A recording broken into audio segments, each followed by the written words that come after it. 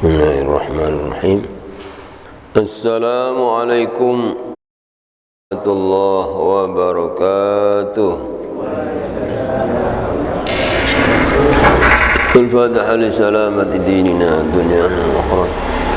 Wa min niyati ad-du'a wal qabul wa tamam kulli sulh salah sya'ni Allah. Dafi'atan li kulli syarr jaribatan li kulli khair. Allah yunawwiru qulubana wal huda qala afa fal mautan jami' muhammatan fi وإلى حضرة النبي المصطفى سيدنا وأصحابه الكرام في سورة الفاتحة. بسم الله الرحمن الرحيم. الحمد لله إياك نعبد وإياك نستعين صراط الذين بسم الله الرحمن الرحيم. الحمد لله رب العالمين والصلاة والسلام على أشرف الأنبياء والمرسلين سيدنا ومولانا محمد وعلى آله وصحبه أجمعين. أما بعد، وقال الإمام قطب الدعوة والإرشاد الحبيب عبد الله بن علوي الحداد رضي الله تعالى عنه ونفعنا به وبعلومه وبأسراره في الدارين آمين. واعلموا معاشر الإخوان فقهنا الله وإياكم في الدين وألهمنا رشدنا وأعاذنا من شر أنفسنا أن الصلاة عماد الدين وأجل مباني الإسلام الخمس بعد الشهادتين، ومحلها من الدين محل الرأس من الجسد، فكما أنه لا حياة لمن لا رأس له فكذلك لا دين لمن لا صلاة له، كذلك ورد في الأخبار. جعلنا الله وإياكم من المحافظين على الصلاة والمقيمين لها الخاشعين فيها الدائمين عليها. Para bapak, ibu-ibu dan saudara-saudara jamaah Masjid Al-Mukhlisin yang dirahmati dan dimuliakan oleh Allah, alhamdulillah, syukur kehadirat Allah yang telah memberikan berbagai macam nikmat kepada kita, utamanya nikmat pada malam hari ini kita dapat melaksanakan sholat maghrib berjamaah yang mudah-mudahan diterima oleh Allah, dan kita melanjutkan kajian kitab An-Nasauddiniyah. Alhamdulillah, pada kajian-kajian yang lalu telah kita bahas tentang kewajiban bagi setiap orang Islam untuk menuntut ilmu, dan tentang keutamaan ilmu sudah selesai. Maka beliau melanjutkan nasihatnya dengan membahas tentang kewajiban menjaga sholat. Beliau mengatakan setiap pindah bab selalu disertakan doa. Ini ngajari kita ini hidup ini supaya selalu merendah kepada Allah, selalu merasa butuh pertolongan Allah, sebab tanpa pertolongan Allah kita tidak akan bisa melaksanakan apa-apa, apalagi ibadah. Maka pengarang kitab ini selalu ngajari kita doa. Setiap akan membahas itu diawali doa. Beliau mengatakan wa'lamu ma'asyiral ikhwan, ketahuilah wahai saudara-saudara kita. Setelah ini dianggap saudara, orang Islam niku saudara, bahkan oleh Allah dianggap seperti saudara kandung, bahkan lebih kuat hubungan persaudaraan seiman, Islam niku lebih kuat daripada sekedar nasab. Orang walaupun hubungan nasab, artinya ada hubungan keturunan, tapi kalau tidak sama agamanya putus. Jangankan orang biasa, sedangkan Nabi Nuh, anaknya oleh Allah dikatakan bukan anaknya karena tidak sama dengan ayahnya. Ya. Tapi kalau ya sama-sama mukmin, walaupun tidak ada hubungan nasab, tidak ada apa, walaupun tempatnya di jauh, ya, beda bangsa, beda suku dan sebagainya, selama itu sesama mukmin itu saudara kandung, ya. Ya, maka beliau mengatakan, ketahuilah wahai saudara-saudaraku, siapapun orang Islam, faqahanallahu wa iyyakum biddin, ya, mudah-mudahan Allah memberikan pengertian kepada kami dan kepada kalian dalam agama. Amin. Ya, kita didoakan oleh pengarang kitab ini, ya. Jadi kita, kata ulama, kita hidup ini butuh nasihat para ulama, ya. Kalau kita ini sulit hidup di zaman akhir ini mencari ulama yang dekat dengan Allah seperti zaman dulu, ya, apalagi seperti yang ngarang kitab ini, itu sulit itu untuk mencari itu. Tapi kata para ulama, kita baca kitabnya itu seperti hidup bersama mereka, ya. Maka setiap kita mengkaji kitabnya ulama, kita niat ngaji kepada beliau, yang kita baca nasihat beliau, ya, doa, ya, doa beliau itu, ya, maka kita akan seperti hidup di zaman mereka, karena yang kita dengar adalah dawuh mereka, yang kita baca nasihat-nasihat dari mereka. Maka beliau, ketahuilah wahai saudara-saudaraku, mudah-mudahan Allah memberikan pengertian kepada kami dan kepada kalian dalam agama. Kenapa kok beliau mendoakan kita semua demikian? Sebab selama orang itu dipahamkan oleh Allah dalam agama, pasti jadi orang baik.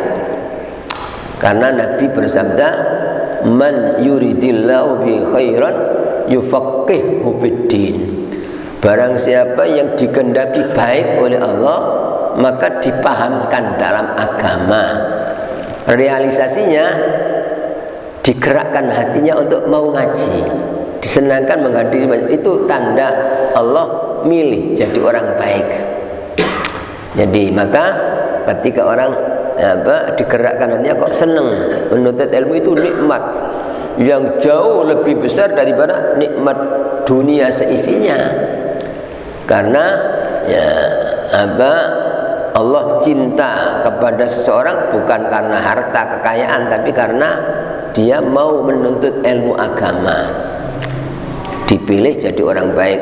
Maka doa beliau, faqahanallahu wa iyyakum biddin. Mudah-mudahan Allah memberikan pengertian pada kami dan kepada kalian dalam agama, wa alhamana rushdana, dan mudah-mudahan Allah mengilhami kita semua akan petunjuk, ya. Jadi orang bisa baik itu semata-mata karena hidayah Allah, karena petunjuk Allah.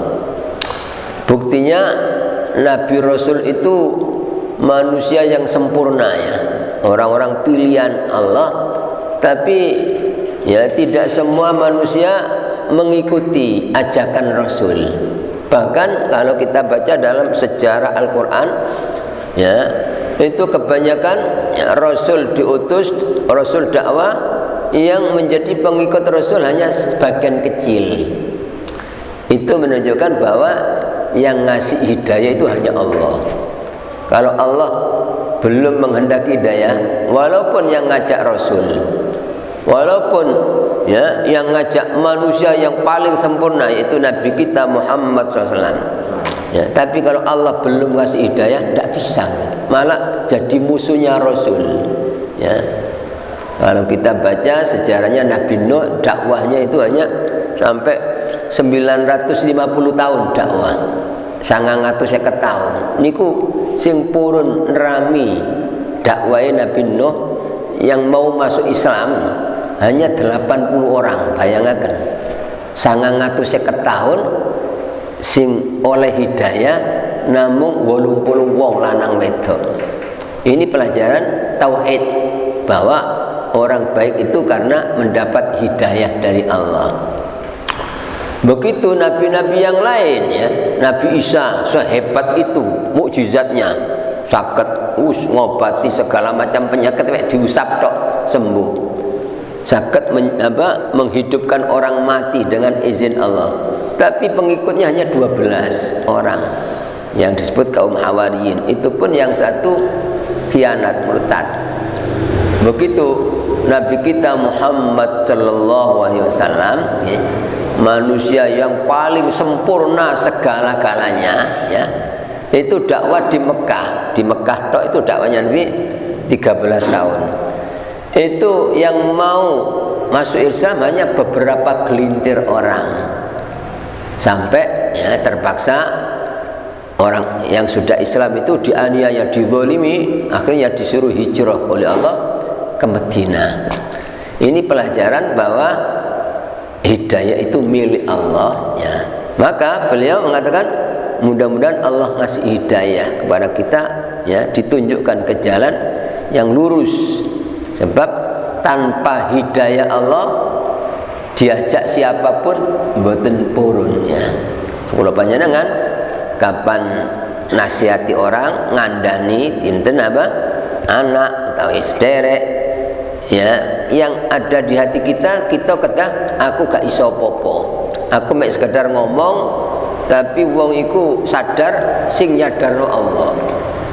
Orang itu kok nerima sing membuka hatinya Allah. Kok api yang memperbaiki Allah.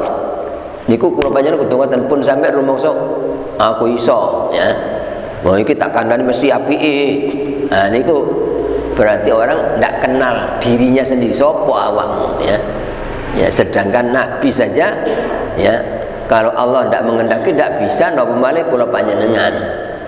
Jadi berhubung yang menyadarkan itu Allah, yang ngasih hidayah Allah, kapan kita niki sampun ngandani, mungkin ngandani dulur, mungkin anak konco, kok sik durung, kita mboten perlu putus asa, mboten perlu berkecil hati. Sebab napa? Memang yang ngasih hidayah Allah. Bukan berarti terus ajakan kita sia-sia, bukan. Orang ngajak kepada kebaikan itu, apakah yang diajak mau apa enggak, tetap ini pahalanya besar. Nah, niku. Terus wa'adzana min syarri anfusina, dan mudah-mudahan Allah melindungi kita semua dari kejelekan nafsu-nafsu kita. Jadi menurut Allah dan menurut Nabi Muhammad SAW, musuh manusia itu justru yang paling berat itu nafsunya sendiri, bukan orang kafir, bukan penjajah, ya. Maka kalau menurut ulama-ulama ahli tasawuf, yang namanya orang merdeka itu bukan bebas, oh sudah aman, kita melakukan apapun, bukan itu merdeka. Laisatil hurriyatu an ta'mala ma tuhib, kata ulama. Yang namanya merdeka itu bukanlah kamu melakukan sekehendakmu, yang penting bebas, ngakoni apa sak karep, gak ngurus wong, bah iku wong, ya. Ya apa terganggu apa ndak, sing penting awak bebas. Bukan itu nang merdeka. Walakinnal hurriyah an ta'mala ma tajib. Yang namanya merdeka itu kamu, ya, melakukan apa yang menjadi kewajiban, ya. Sebagai orang Islam, apa kewajiban terhadap Islam, apa kewajiban terhadap, ya, kalau punya orang tua, terhadap orang tua, apa kewajiban terhadap anak, apa kewajiban terhadap pasangan hidupnya, apa kewajiban terhadap tetangga, apa kewajiban terhadap apa, ya, negaranya. Itu, ya, ada kewajiban-kewajiban. Ketika orang itu melaksanakan kewajiban, maka itu namanya merdeka, ya. Tidak melanggar aturan Allah, tidak melanggar aturan, ya, ya, apa pemerintah. Itu baru orang, ya, dikatakan merdeka karena bisa mengalahkan nafsu, ya. Walaupun orang sudah hidup di negeri yang merdeka, tapi si kalah terus karo nafsu, ya, liyane ngelarakno atine wong. Kadang-kadang nang bojo selalu nyakiti hati. Apalagi ada nang wong tua, ya, ya ndak baik, nyakiti hati. Berarti itu kalah dengan nafsu. Kadang-kadang sih gak sabar, ono cobaan didik ngursulo tok sambat tok. Orang begitu berarti sih kalah dengan nafsu dan belum pantas mengaku merdeka. Sebab apa? Nafsu itu lebih jahat daripada apa? Penjajah dan orang kafir. Dan nafsu itu lebih jahat daripada setan. Daripada 70 setan sih lebih bahaya nafsu. Tiang niku saged ngalahkan nafsu, ya. Kati mangkel gak wis, oh iki ujian teko Allah kok. Kati ngilokno wong, ya gak ojo sampai. Iki lesan iki, ya. Amanat, ya, titipan Allah. Lek gawe ngomong sing gak apik, aku dituntut kalian Allah. Ya gak wis ojo, ya. Meneng. Begitu itu orang bisa mengalahkan nafsu, ya. Mesti ini umumnya wong mangkel, gergeten, sumpek, gak wis, ya. Ya, ini pasti ada hikmahnya, ada hikmahnya. Begitu itu orang pantas diakui orang yang merdeka, sebab saged ngalahkan nafsu, ya. Maka pengarang kitab niki ya ngajari kita doa, ya Allah, ya. Berilah perlindungan kami semua dari kejahatan nafsu kami, ya Allah. Terus setelah beliau doa baru menjelaskan, ketahuilah wahai saudara-saudaraku kaum muslimin, annas sholata imaduddin. Sesungguhnya sholat itu adalah tiang agama, cagai agama. Segala sesuatu itu lek cagai kuat mesti kuat nih, bangunan apa ya. Nah, tapi cagai rapuh bakal rubuh, ya, gak bakal bisa tegak. Nah, agama niku apa? Ya, cagai agama niku salat. Ya. Anna salat imaduddin, tiang agama. Niku sing dawuh Kanjeng Nabi niku, as-salat wa imaduddin. Faman aqama faqad aqamad-din. Barang siapa yang menjaga sholat, gak wani ninggal sembahyang dalam kondisi apapun, sebab memang tidak ada alasan repot ya apa, tidak boleh meninggalkan sholat, dan itu dosa besar, dosa besar. Sampai-sampai dikatakan dalam kitab-kitab fikih, kitab-kitab ulama yang sumbernya semua dari Quran dan hadis, walaupun yang ngarang ulama, ya, itu orang yang berani meninggalkan sholat itu dianggap tidak terhormat, masih lebih terhormat hewan, bahkan anjing, ya, masih lebih terhormat daripada orang mengaku muslim tapi tidak sholat. Artinya kalau ada anjing misalnya kehausan, kita punya air, tidak dikasih sampai anjing itu mati, kita dosa. Dosa. Makanya sampai ada kisah, ada anjing kehausan, ada orang, padahal orang mursal, ngasih minum anjing, jadi sebabnya orang ini diampuni dosa-dosanya, jadi sebabnya dimasukkan surga. Tapi kalau ada orang tidak sholat misalnya, tidak sholat, itu apa? Terus apa? Tidak tobat dari tidak sholat ya, tidak sengaja. Misalnya kelaparan atau kehausan, kita punya air, punya makanan, tidak dikasih makan sampai mati, tidak dosa. Tidak dosa. Kenapa? Karena tidak terhormat menurut pandangan Allah dan Rasul.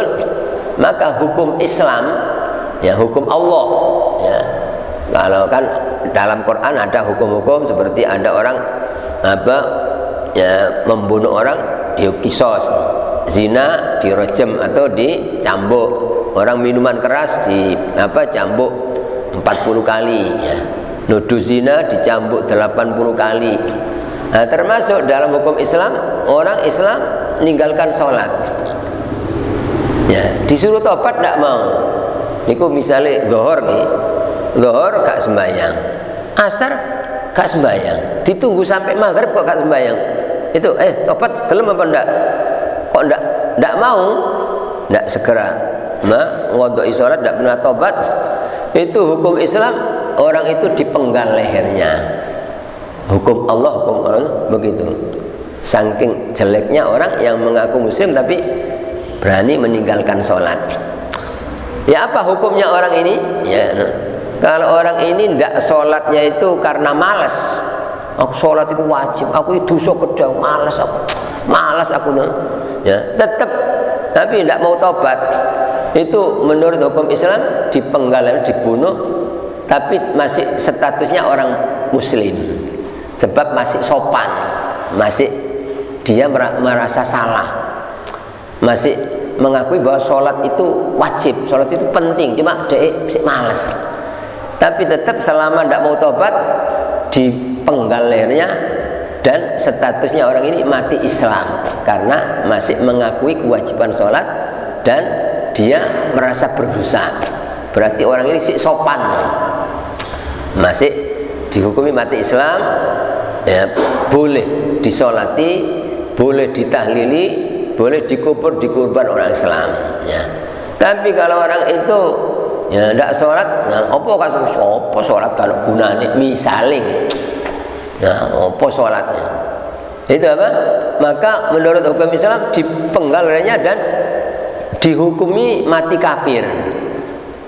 Jadi tidak boleh ketika orang menentang kewajiban sholat, gak sholat, gak ketun, gak apa, kayak nah, itu ya mati kalau tidak tobat, dihukumi mati tidak Islam, tidak boleh disolati, tidak boleh ditahlili, tidak boleh dikubur di kuburan orang Islam. Ini menurut hukum Islam, saking ya bahayanya orang meninggalkan sholat ini, ya. Itu makanya wonten hadis Nabi, semua itu dasarnya Al-Quran dan hadis nih, ya, mboten ngawur para ulama, ya. Dan apa aturan Islam itu benar-benar sangat-sangat bijaksana. Nabi bersabda, man sarrathu hasanatuhu wa sa'athu sayyi'atuhu wa huwa mu'min. Barang siapa yang merasa senang, alhamdulillah aku bisa sholat jamaah, alhamdulillah aku bisa ngaji, alhamdulillah saya bisa gembira ketika bisa melaksanakan kewajiban. Dia gembira ketika bisa meninggalkan perbuatan yang dilarang Allah, ya. Maka orang ini dan ketika dia lalai, tahu-tahu kok teledor, itu menyesal, ya Allah saya dosa, ya Allah ampuni, ya. Maka orang ini statusnya masih mukmin, ya. Berarti kalau orang itu ya apa tidak senang dengan kebaikan, ngelakoni dosa ya gak ketun blas, tidak ketun, apalagi berani tidak sholat gak ketun. Kenapa gak ketun? Karena wis kadung biasa, repot titik gak sembahyang, kadang-kadang ono apa titik tontonan gak sembahyang, melok karnaval gak sembahyang, ya melok karnaval gak sembahyang. Nah niku sampai ndak merasa berdosa kayak biasa, niku imane lepas nih. Nauzubillah min dzalik. Mari ngoten mati, nggih mati dalam keadaan tidak membawa iman. Nek gak nggawa iman wis gak iso ditulungi sapa, ndak ada harapan. Mbok masih bendina ditahlili ya, Pak. Ya besok ndak akan bisa mendapat syafaat Nabi sebab tidak selamat imannya, katanya. Itu apa? Ya. Udah, maka orang ya kadang-kadang zaman akhir sembrono, gak sholat kok biasa. Padahal dalam apa Al-Quran, jangankan wong repot biasa, dalam suasana perang, dalam keadaan perang nih, tidak ada satupun orang Islam dulu di zaman Nabi yang meninggalkan sholat. Bahkan dalam suasana perang tetap sholat dilaksanakan jamaah. Itu nas Quran itu. Ada ayat Quran yang memberikan pelajaran tentang sholat khauf, sholat di saat perang. Ya apa itu? Di saat musuh orang kafir ada di arah kiblat, caranya sholatnya ya apa jamaah? Ya apa kalau musuh ada di itu dalam kondisi perang tetap sholat, ya karena kemenangan itu karena sholat. Keberhasilan, kesuksesan, kebahagiaan sholat. Berarti yang kepingin menang tapi ya sholatnya gak dicokok, ya mustahil. Wong kepingin sukses, kepingin bahagia, ya kepingin enak uripe tapi malas sholat, tidak akan bisa, ya. Karena keberhasilan, keberuntungan, kesuksesan dalam segala hal, termasuk kalau perang, menangnya perang itu karena sholat. Maka justru dalam kondisi kita butuh pertolongan Allah, sholat harus dijaga, ditingkatkan khusyuknya. Maka Allah berfirman dalam Al-Qur'an surat Al-Baqarah ayat 153 nih. Ya ayyuhalladzina amanu ista'inu bis-sabri was-shalah innallaha ma'as sabirin. Hei wong-wong sing padha iman, njaluk tulung nang Allah. Segala sesuatu itu lek ditulung Allah gak ono angel, gampang. Pola ditulungi Allah dalam segala hal, nyambut gawe ya. Gak ono angel. Ya, sebab ditulungi Allah. Tapi lek gak ditulungi Allah, mbok usaha apa? Seluruh makhluk itu sampean tak bantu sampean sak donya, cek gampang ya. Tapi Gusti Allah gak nulungi, gak bakal. Ya. Nah, supaya oleh pertolongan Allah, sholat dengan sungguh-sungguh. Ada problem kesulitan itu kok sholat sing temenan. Niku apa? Ista'inu bisabri, dengan sabar, terutama wassalah. Ya. Sabar itu isinya 3, sabar dalam menjalankan perintah termasuk sholat. Ya. Perintah yang paling pokok. Sabar dalam menjauhi larangan, sabar dalam menghadapi ujian hidup. Tapi walaupun sholat sudah masuk sabar nih, karena masih disebut secara khusus, terutama sholat. Itu menunjukkan bahwa sholat itu kunci keberhasilan, kunci kemenangan, kunci ya mendapatkan pertolongan Allah. Lek wis ditulungi Allah, mbok masih wong sak donya, waduh, gak iso, gak selamat, gak bakal selamat. Tapi Allah, awakmu tak tulungi, pasti selamat kan. Tapi lek gak ditulungi Allah, senajan mesti ojo kuwatir dibantu, kabeh bantu sampean, joko sampean. Gusti Allah gak nyelapno, gak bakal selamat. Niku Bapak, kula panjenengan ya hidup ya apapun kondisi kita punya apapun dimanapun, tetap yang kita butuhkan pertolongan Allah. Ya, pun sampai hati kita niki ya bah rumangsa koyo gak butuh krana kita ya punya harta kekayaan yang banyak, karena kita mungkin punya dekengan orang-orang yang mendukung kita. Jangan sak detik ae mboten angsal ati kita koyo-koyo rumangsa gak butuh pertolongan Allah. Kita kudu setiap obat butuh Allah sing ambaan butuh Allah. Kita balik kita saged salat niku butuh pertolongan Allah. Niku betapa wajibnya kita jaga salat sampai jadi dalam kondisi perang yang sudah berkecamuk niku tetap tidak boleh. Waduh ini kondisi ini gak salat tidak boleh, dosa besar. Ya apa? Salat walaupun sambil menggal sambil lari tidak batal salatnya. Saking pentingnya salat itu tidak batal dalam keadaan perang itu ya. Itu termasuk orang sakit separah apapun, wis loro wis gak iso obat, selama masih sadar tetap wajib sholat.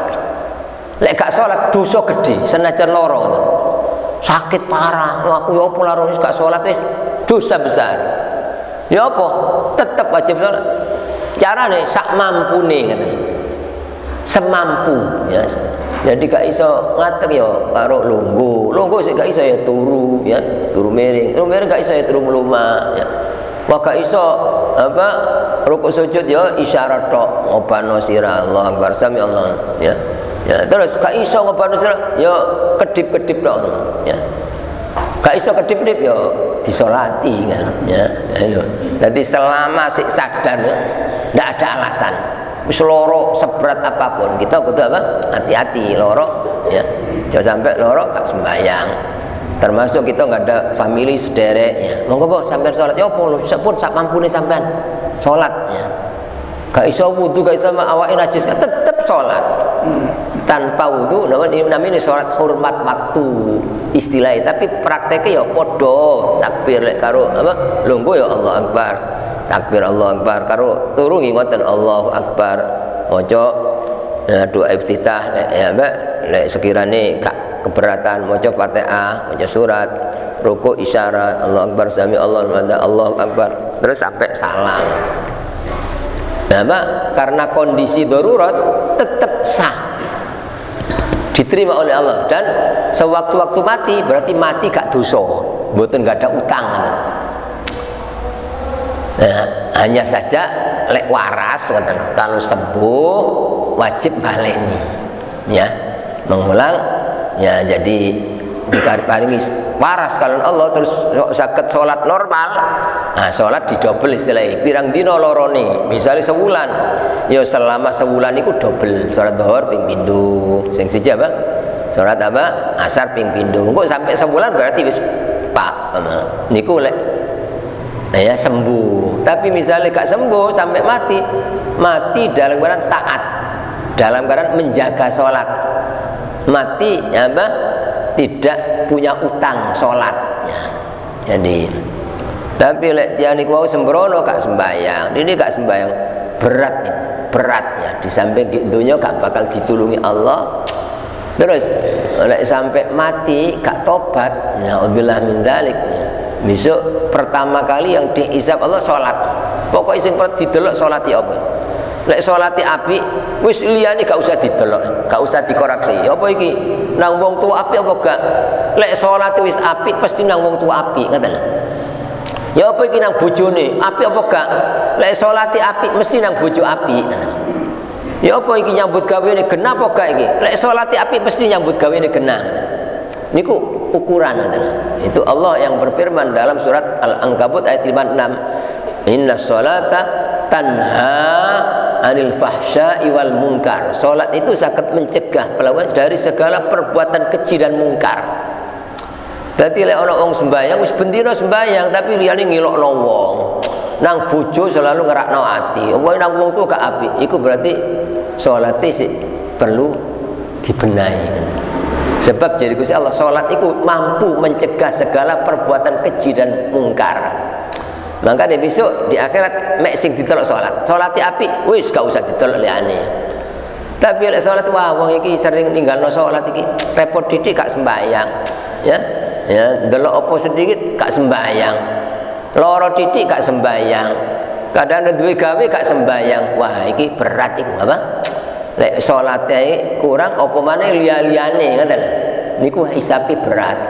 Yang paling dikhawatirkan itu gara-gara meninggalkan sholat imane coplok, naudzubillah min dzalik. Kalau sudah apa? Ya, terus ya sampai mati gak tobat. Niki ya. Maka kata pengarang kitab ini ya, ketahuilah bahwa sholat itu salah satu bangunan Islam yang 5 ya. Ya, sholat itu tiang agama dan wa ajallu mabadil Islam al-khams, dan ya bangunan Islam, sendi-sendi Islam yang paling kuat ya setelah baca syahadat. Jadi tiang penyangga Islam ya yang paling pokok syahadat nih, karena itu tanda keislaman. Setelah itu sholat. Wa ma'alluha minad-din ma'al ru'si minal jasad. Terus kedudukan sholat dari agama ini seperti kedudukan kepala dari tubuh manusia. Fakama annahu la hayata liman la ra'salah, sebagaimana tidak bisa dikatakan hidup bagi orang yang tidak punya kepala, fakadzalika la dina liman la ra'salah la sholatalah. Begitu juga tidak dianggap beragama orang yang tidak sholat. Mbok mas yo syahadati fasih, ngoco zikir, ngoco Quran fasih, tapi tidak sholat, tetap tidak dikatakan beragama ya. Sebagaimana wong tidak mungkin ada hidup tanpa kepala kan. Kau nak ceritanya, iku urip senajan karo ndase urip kok tidak bisa. Begitu, iku senajan gak sembahyang Islam iku ya ketoke ya gak sembahyang, tapi akhlaknya apik ya ya mungkin apa? Ya itu tidak dikatakan gitu ya. Jadi selama tidak sholat siapapun tetap tidak dibenarkan Islamnya. Niku makna kedudukan sholat dan seperti kedudukan kepala dari tubuh manusia.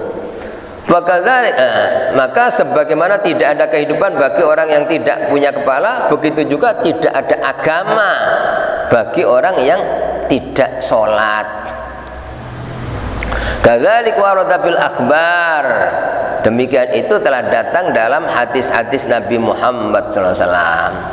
Nah, setelah itu beliau doa lagi gitu, Ja'alanallahu wa iyyakum minal muhafizina fi shalah ala shalah. Mudah-mudahan Allah menjaga kami dan kalian semua, termasuk menjadikan kami dan kalian termasuk orang-orang yang menjaga salat. Amin. Kita didoakan kalian pengarang kitab. Al-muqimina lah, dan termasuk orang-orang yang mendirikan salat. Amin. Al-khosyi'ina biha, termasuk orang-orang bisa khusyuk dalam sholat. Sebab ketika orang sakit khusyuk, ya, ini ku jaminan pasti bahagia. Dalam surat Al-Mu'minun ayat 1 nih, qad aflahal mu'minun. Ayat 1 2, alladzina hum fi sholatihim khosyi'un. Sungguh beruntung, sungguh bahagia wong-wong mukmin yang khusyuk dalam sholatnya, ya. Khusyuk niku wonten loro khusyuke anggota zahir, gak tola-tole, gak obah-obah, gak apa, ya, gak dulinan. Kadang-kadang sholat tapi kari obah-obah, nah niku mboten khusyuk, ya. Pertama kita wajib khusyuk zahir niki kudu sopan. Kita sedang menghadap Allah, kita sedang dilihat oleh Allah, ya, supaya kita niki khusyuk. Sholat niku berarti menghadap Allah, kita dipandang oleh Allah, awasi oleh Allah.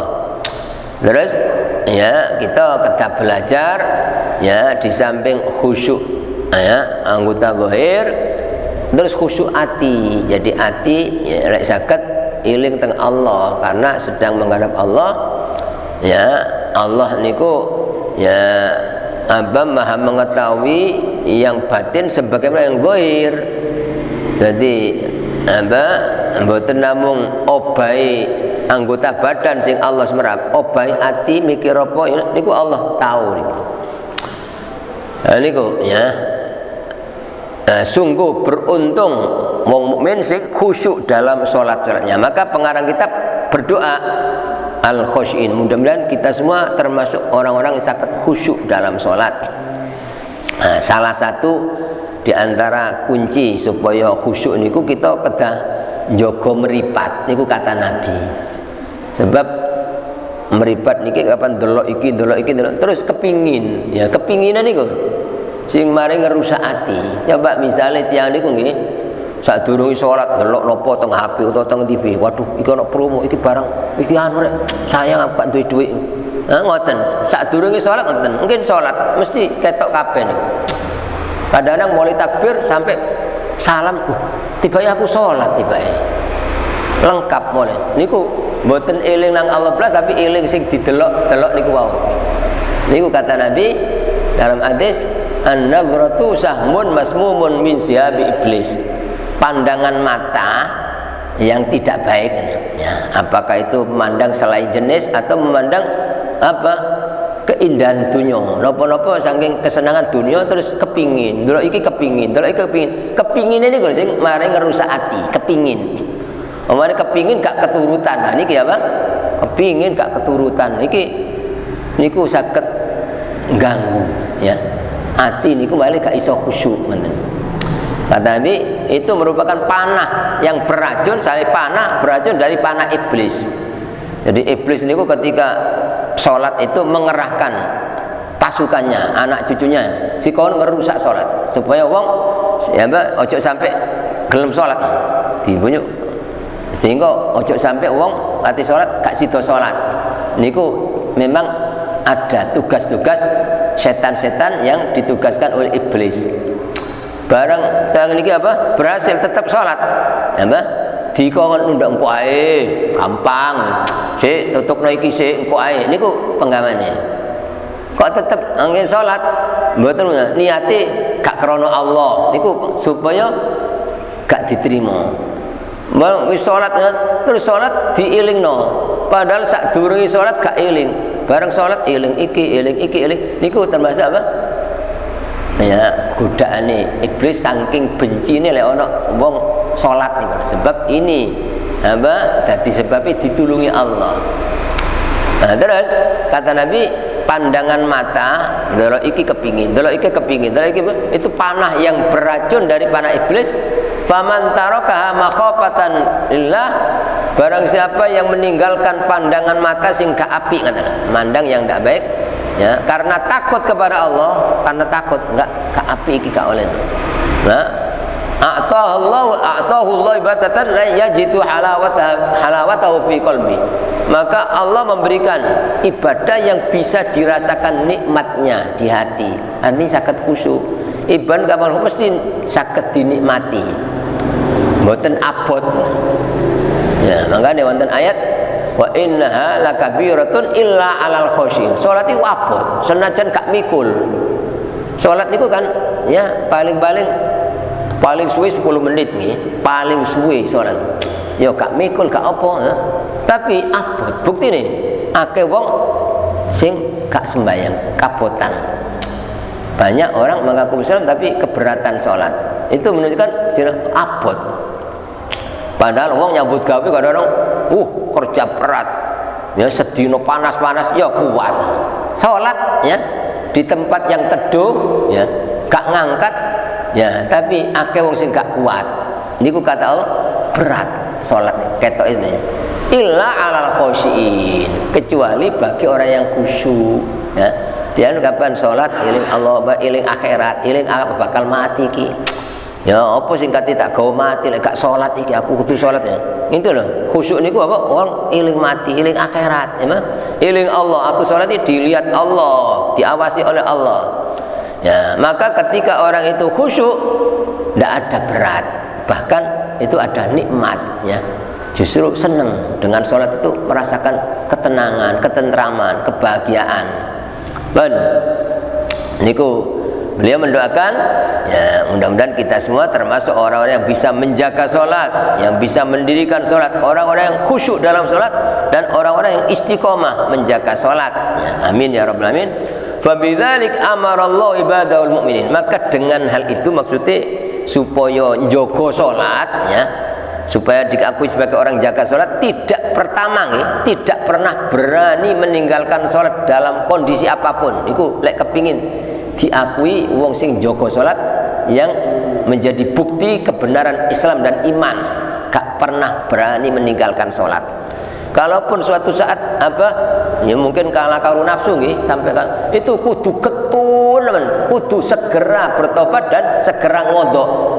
Lek kepingin selamat katanya. Ya. Ojo sampai gak salat biasa, kandang kodok, gak ketun, gak tobat, wah niki bahaya. Niku dengan supaya njogo salat, supaya khusyuk itu Allah menyuruh hamba-hamba yang beriman fi kitabi, dalam kitab Al-Quran. Berapa banyak itu perintah Allah supaya njogo salat, supaya mendirikan salat, supaya khusyuk dalam salat. Wabi wasafahum, dan dengan salat itu Allah mensifati mereka. Faqala azza min qail, maka Allah azza wa jalla berfirman, hafizu 'alas sholawati was sholatil wusta wa qumu lillahi qanitin. Jagalah oleh kalian sholat. Ini perintah Allah. Jokon. Lek kepingin dijogo Allah, jokon sholat. Ya. Lek kepingin dijogo Allah. Ya. Sing iso jogo niku namung Allah. Syarat lek kepingin dijogo kudu jogo sholat. Wassolatil wusta, dan terutama sholat tengah. Menurut ulama kebanyakan sholat tengah sholat asar. Sebab umumnya wong ya, kalau zaman dulu perang-perang sering terjadi setelah zuhur, sehingga kadang-kadang asar kesel sholat. Nah kalau sekarang umumnya yang nyambut gawe ini, mulai isuk sampai kadang-kadang jam 4 kait leren itu akhirnya kesel, langsung ngeleye gak sholat. Nah ini sepaya apapun pun sampai ninggal sholat, terutama asar terutama. Ya, waqumu lillahi qanitin, dan dirikan ya, berdiri ya kepada Allah dalam keadaan tunduk ya. Kalau kita niku mungkin sarana kita ngaji, ya kita mempelajari tentang sholat, tentang kita sedaya dipun dadosaken tiang-tiang sing selalu menjaga sholat, dan diterima oleh Allah sholat-sholat kita, dan kelalaian kita, kekurangan kita mungkin dipun ngapunten kalian Allah SWT. Mungkin kita tasik dipun paringi tambahan umur sing barokah, sehat lahir batin, istiqomah ibadah sampai akhir hayat kita pinaringan husnul khotimah. Amin ya rabbal alamin. Bismillahirrahmanirrahim. Allahumma shalli wa sallim ala Muhammad. ربنا ظلمنا أنفسنا إن لم تغفر لنا وترحمنا لنكونن من الخاسرين ربنا انفعنا بما علمتنا رب علمنا الذي ينفعنا رب زدنا علما نافعا اللهم إنا نسألك حسن الخاتمة ونعوذ بك من سوء الخاتمة اللهم إنا نسألك العافية في الدنيا والآخرة وصلى الله على سيدنا محمد وعلى آله وسلم الحمد لله رب العالمين آمين. الفاتحة.